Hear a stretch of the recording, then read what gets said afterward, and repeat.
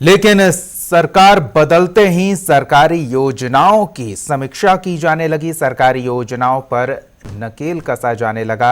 उन योजनाओं में भ्रष्टाचार की संभावना के मद्देनजर जांच पड़ताल की जा रही है और ऐसी ही एक योजना है किसानों से जुड़ी हुई, जिस पर सवाल खड़े हो रहे हैं। इस योजना पर ब्रेक लगा दिए जाने की जानकारी सामने आई है। देखिए क्या है पूरा मामला।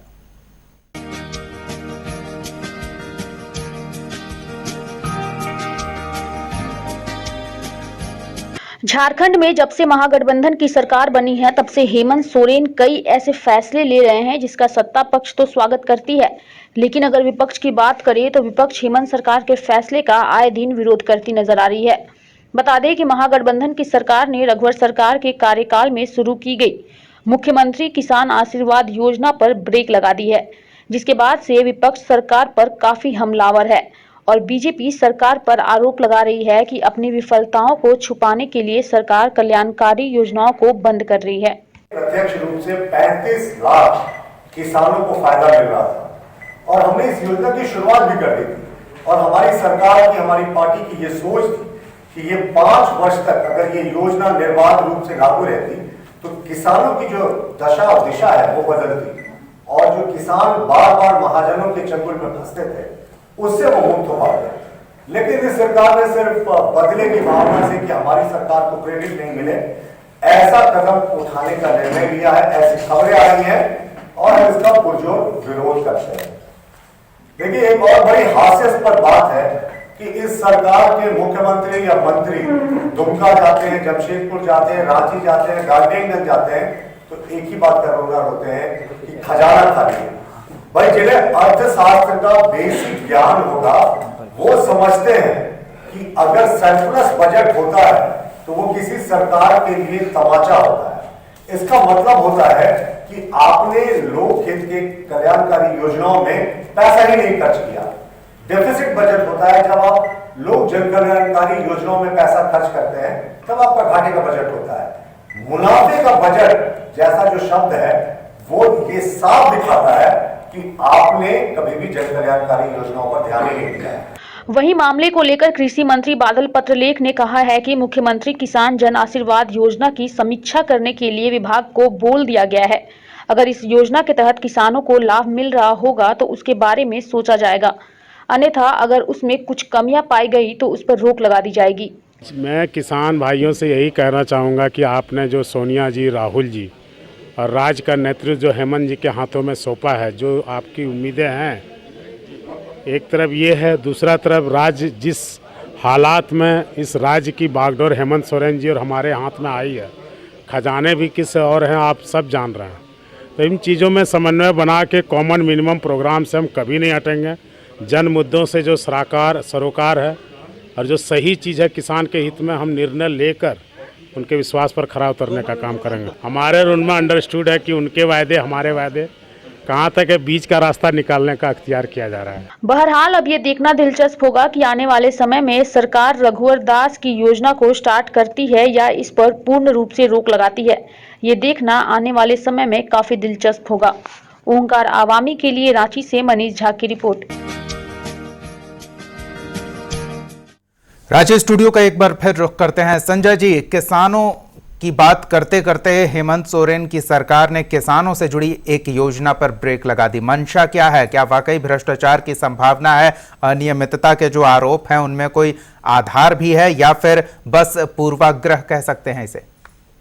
देखिए दीपक, स्थितियां झारखंड की बीते 5 वर्षों में ये हुई कि भात भात कहते संतोषी मर गई, सिमडेगा की रहने वाली। लगातार किसान आत्महत्या करते रहे, इससे इनकार नहीं किया जा सकता है। ये बातें हैं कि अब किसान को लेकर के एक नई राजनीति आरंभ हो गई है।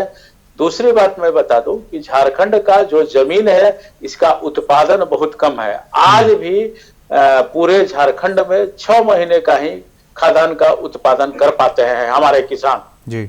35 लाख किसानों को जो लाभ पहुंचाने की बात हुई है तो उसमें भी 5 एकड़ जमीन की जो बात चल रही है तो वो चिन्हित करना देना थोड़ा टफ है।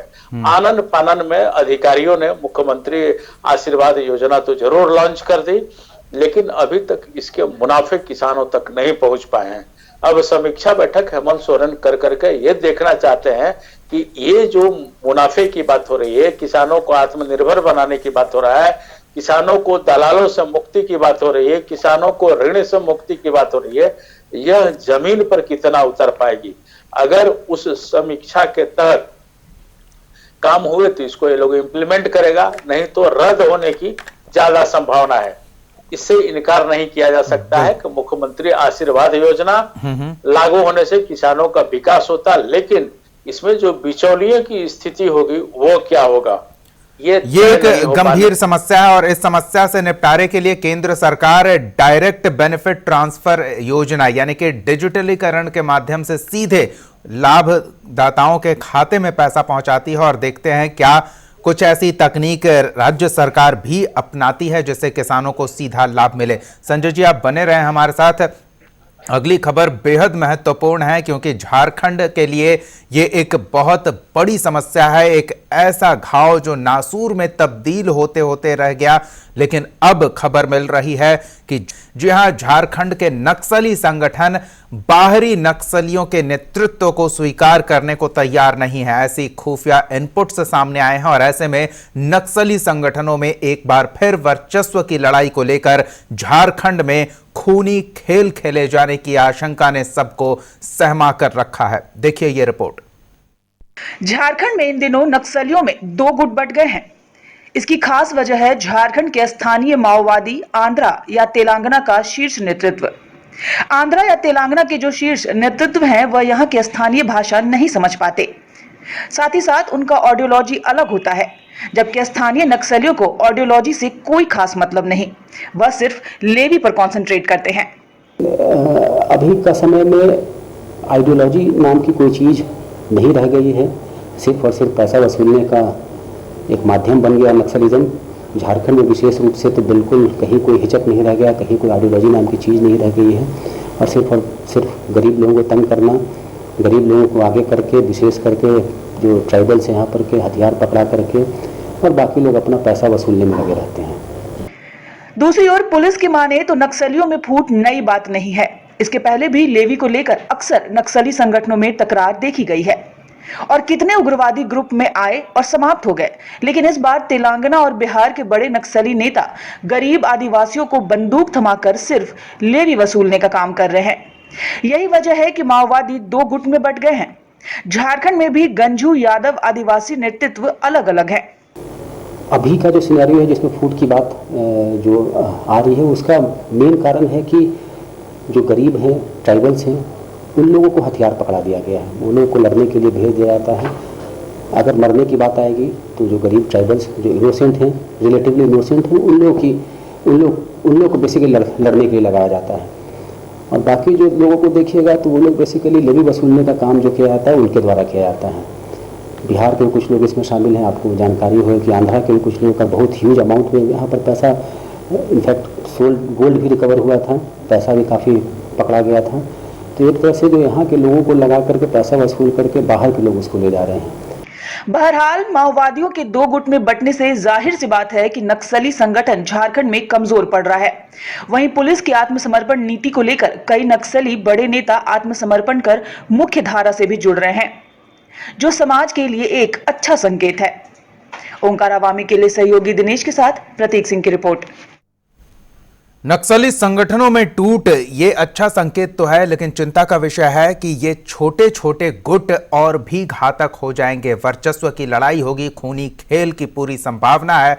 जिस दौर से एक बार झारखंड को मुक्ति मिल चुकी है, क्या फिर उसी अंधेरे में झारखंड के नक्सली झारखंड को ले जाएंगे? जो संगठन में बिखराव हुआ है, जो बाहरी नेतृत्व की बात सामने आ रही है, पुलिस प्रशासन कितना तैयार है इन परिस्थितियों से निपटने के लिए? संजय समर से जानते हैं। संजय जी, देखिए दीपक, ये नक्सली संगठित कैसे हुए उसको थोड़ा सा हम अगर देख ले तो अपना समाज तीन भाग में बटा है, मजदूर, किसान और सामंत।